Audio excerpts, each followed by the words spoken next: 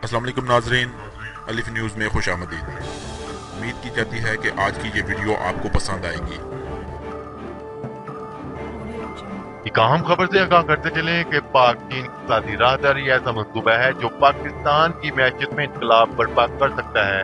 ये मंसूबा न सिर्फ पाकिस्तान बल्कि चीनी अवाम के लिए भी नहाई अहमियत का हामिल है।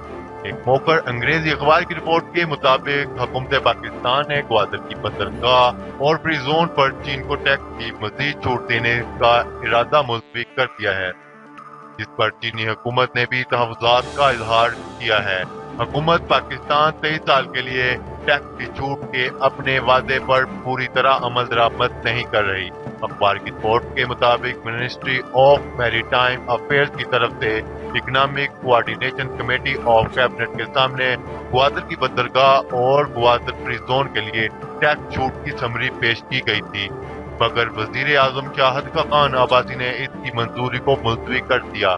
रिपोर्ट के मुताबिक इकोनॉमिक कोऑर्डिनेशन कमेटी की तरफ से ग्वादर पोर्ट रायती मुआहदे में मौजूदा तरमीम के हवाले से मौजूदा मसाइल के हल के लिए इकोनॉमिक कमेटी कायम कर दी गई है। मैरीटाइम मिनिस्ट्री ने इकोनॉमिक कोऑर्डिनेशन कमेटी को ये भी बताया कि ग्वादर पोर्ट के चीनी ऑपरेटर्स को टैक्स के हवाले से कवानीन और ज़वाबित में मुबहम होने से मुश्किलात का सामना है।